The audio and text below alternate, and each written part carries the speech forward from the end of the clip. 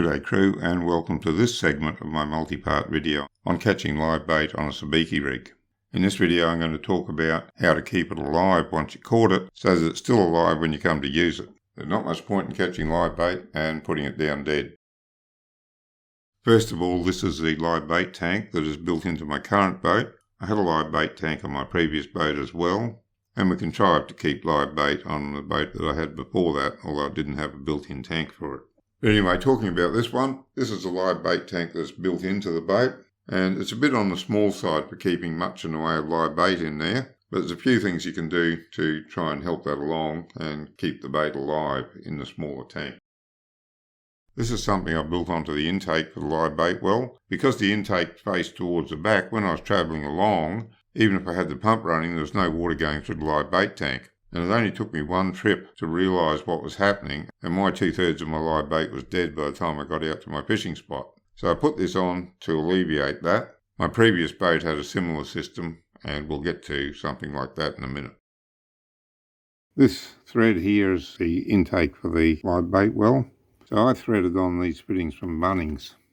It's just a little U-shaped fitting that I've made up, and the open end of the pipe points forward, just running under the centre of the boat. Now this first scoop, it just simply screws onto your transom, and the forward-facing pipe scoops water in as you're going. If you're travelling fast enough, you attach a plastic hose to the top end of it and into your live bait well. And that keeps putting water into your live bait well along with the fresh oxygen as long as you're travelling along. So that just means you don't have to stop and run your pump or stop and change your live bait water every few minutes. Now this is the same idea, except that you can adjust it vertically, and if you don't want it to put water through your live bait tank, you just adjust it up so the intake pipe is above the bottom of your hull. Then there's no real pressure there and the water can't be forced up into your live bait well. The only thing I will say about this picture is I can't see how you attach your hose onto it. It's not at all obvious. This is similar to the setup I had on my previous boat. The bracket above the intake allows you to mount a small bilge pump on top of it.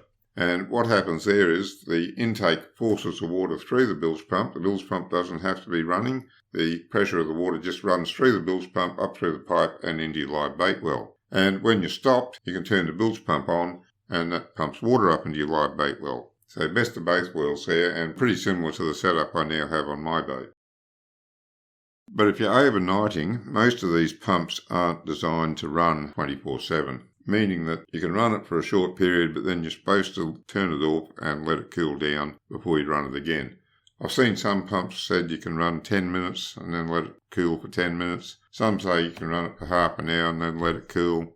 All sorts of various things. So one other thing you can do is get one of these aerators, and you want to get one that's rated for continuous use if you're going to stay overnight. I've had one on the boat similar to this, not as good, that I throw in overnight. It ran on a diesel battery and that was enough to run it all night, and it managed to keep the fish alive by putting air bubbles in like a fish tank at an aquarium. But nowadays you can get ones that have a lithium battery in it that's rechargeable and that are rated to run continuously as long as the battery has charge. So they're the ones you want to get if you're going to go down this route. And if you're going down this route, then even an esky will make a good live bait well. You don't have to have one on your boat. Just fill an esky with salt water and throw an aerator in it.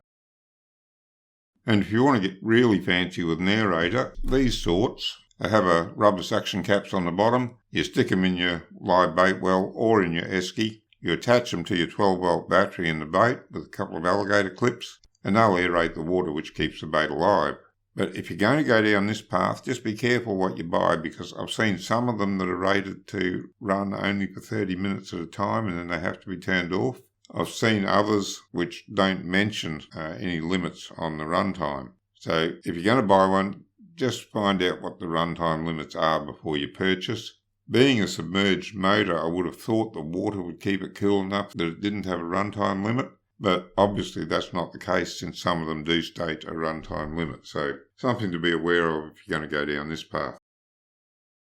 However, this is my current solution for keeping live bait overnight, and that is the net bag over the side of the boat. Just put your live bait in that. The net bag floats, tied to the boat of course, and your live bait's in its natural environment in the ocean, plenty of water passing through the mesh, the bait can't get out. The only bad thing that can happen is a shark will come up and eat the whole lot, but that hasn't happened to me yet, touch wood.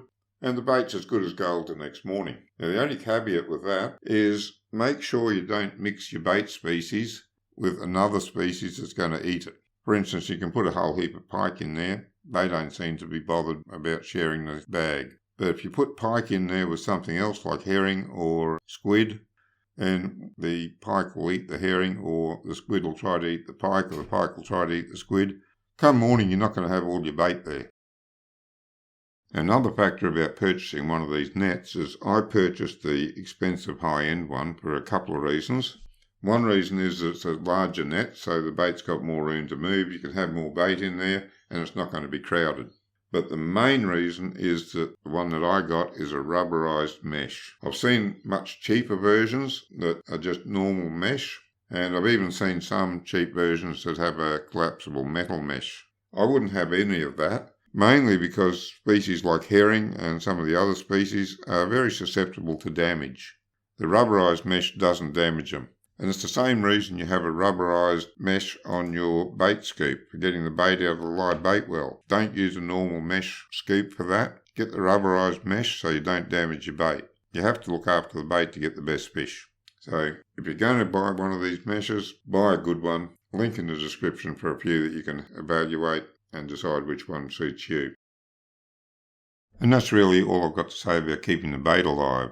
It is one of the most important aspects.